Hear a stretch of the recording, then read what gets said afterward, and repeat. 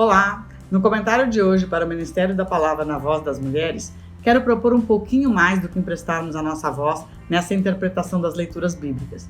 Quero propor que se faça o Ministério da Palavra no pensamento e na voz das mulheres.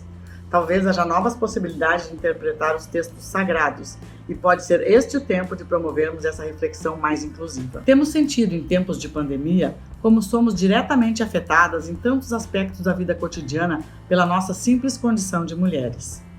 As leituras desse 28º domingo do tempo comum nos trazem a imagem do banquete. Nos falam da grande festa que é o reino de Deus. E o banquete é o símbolo bíblico que expressa o projeto de Deus para toda a humanidade. Como normalmente somos as preparadoras das comidas nas festas, nós mulheres sabemos disso, que um banquete revela congraçamento, doação, comunhão, abundância e alegria, e o desejo de servir. O texto da primeira leitura do profeta Isaías nos diz que o banquete preparado por Deus será oferecido a todos os povos da terra. A imagem do banquete aqui mostra a vida e a salvação para todas e todos, oferecidas a qualquer uma e qualquer um. É a fraternidade universal desejada pelo Criador. Aqui já surge uma primeira reflexão. Temos sido hoje fiéis ao desejo de Deus? Ele preparou um banquete, isso é, o alimento, o ambiente da festa, para tudo que vive sobre a terra. Mas hoje vemos que muitos são excluídos de comer. A fome vem aumentando no mundo. E grande parte do ambiente preparado foi destruído. O cenário do banquete em Isaías era a montanha. E quantas estão queimando hoje, transformando em cinzas o ambiente do banquete?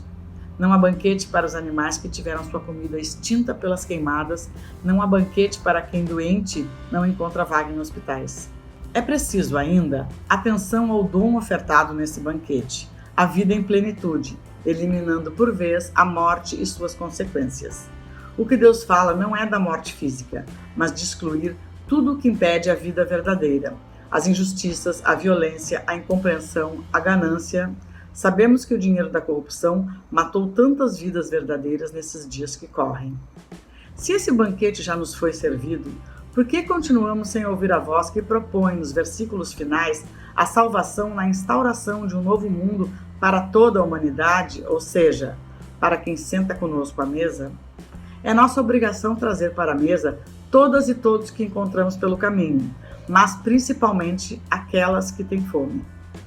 Muitas vezes porque deram a seus filhos o pouco que tinham para comer, como vimos incontáveis vezes durante essa pandemia da Covid-19. O banquete do reino não pode ser exclusivo. É preciso que nos desloquemos para comer juntas e juntos, para buscarmos quem tem fome e trazê-los à mesa do Senhor, posta na natureza que deve ser preservada.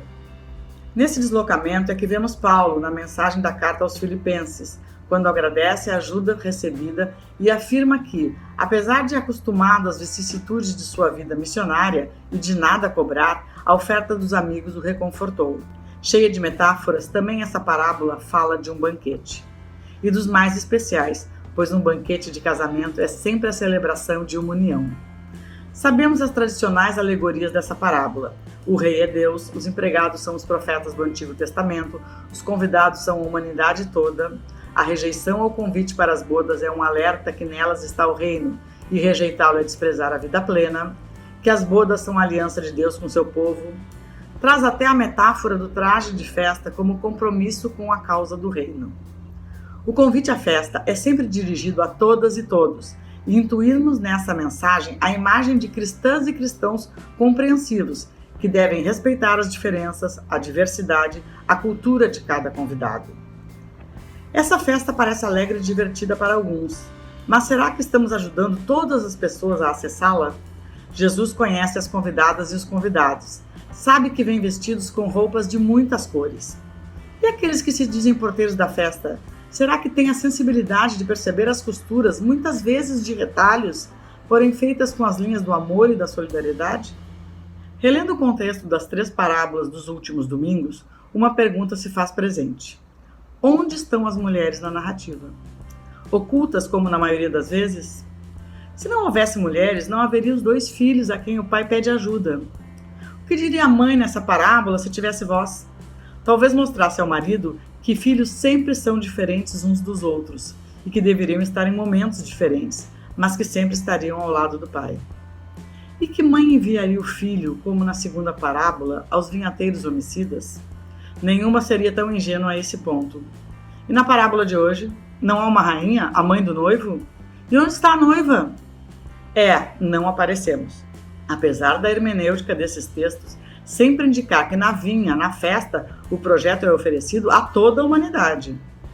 Devemos interpretar estes textos no contexto da tensa relação de Jesus com as lideranças judaicas da época, da rejeição que sofria.